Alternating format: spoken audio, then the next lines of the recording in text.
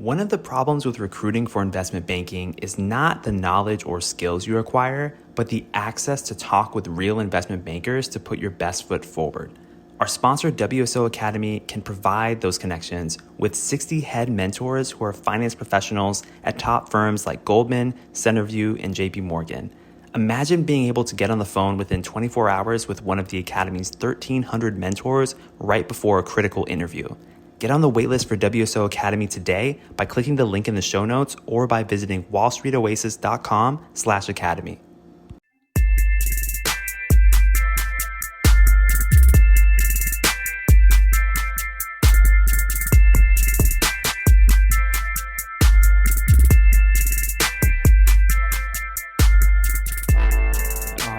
All right. Welcome to Investment Banking Insights. My name is Alex Mason and I am your host, and this is the show where we're learning about both the technical and non-technical aspects of investment banking. And I am a career switcher, incoming MBA student trying to learn this stuff. And you probably are too, trying to learn this investment banking stuff. And so I'm doing my best to share with you as I'm learning. So follow along. We've been going through accounting. And I know in the last episode at the end, I said I was going to talk about inventory today, but I changed my mind. I'm going to talk about something else because we've been going knee deep in the accounting for a while. And I want to vary up these subjects a little bit. We're going to be going back and forth. And don't worry, we'll definitely cover what you need to know. But in order to do that, we need to learn about some other topics. So I want to talk to you about enterprise and equity value today. And this is definitely a big topic that we have to understand in preparation for our interviews. And so we're just going to be talking about the very basics right now. And then we'll talk about some more in-depth questions in subsequent episodes. So we're going to talk about enterprise value versus equity value. First of all, what are they? What do they mean? And then what's most important if we were focused on an acquisition? What would the buyer want to focus on? And we'll talk about the reasons for that. So let's go ahead and talk about the definitions first. Equity value is the value attributable to all shareholders of the company. And when I say all shareholders, I'm talking specifically about the equity investors. So if you and I see a company in the stock market, for example, and we want to buy shares of the company, we can go on our phone, go to our broker, send the money, and boom, we're shareholders. We buy the stock.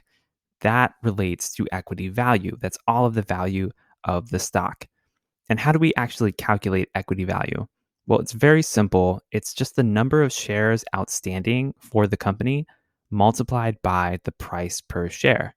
So, for example, if a company has 100 million shares outstanding and they're $10 per share, then the overall equity value is going to be $1 billion because 100 million times 10 equals 1 billion. And so that's just the equation for equity value. Very simple. Another way that people refer to it is a term called market capitalization, or market cap for short. And there's a lot of financial databases and lists of stocks that rank companies by market cap. For example, some companies like Apple, for example, are in the trillions of market capitalization because they're so valuable. Their equity is so valuable. And then you also have some companies that are really tiny that maybe are only having an equity value of a few $1,000,000 or a few $100 million. And so there's this entire spectrum of equity value for companies, but that's essentially what it is. It's the value the market assigns to the company based on the shares of stock that exist. Now, talking about enterprise value, this is a different concept. It's related, but it is fundamentally different. Enterprise value is the value of a company that's attributable to all investors, not just the equity investors, but every investor related to the company. So this essentially means your equity plus your debt. And a company's capitalization, and when I say capitalization, I mean how the money is divided between the various investors in the company, is usually made up of a combination of debt and equity. And this comes back to this concept of if you wanted to create a business or you wanted to invest in a business, how would you do it? there's really only two ways that you can invest in a business. You can either buy equity, which is ownership, or you can lend it money and receive interest, which is loans or debt. So either equity or debt is how you invest in a business. And if we look at it from the perspective of valuation, enterprise value combines these two concepts. So if you start a company and you raise money from one person and they decide to buy stock in your company, they're an equity investor. And if you take out a loan from a bank to fund maybe another part of your company, they're a debt investor. So those are the two differences: equity versus debt.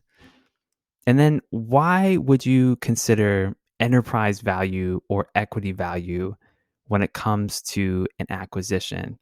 Well, think about this. If you wanted to buy a company, let's say I own a company, I've got a bunch of cash, I've got regular revenue, cash flows coming in, the business is looking good, and I also have a little bit of debt on my balance sheet, my company's balance sheets.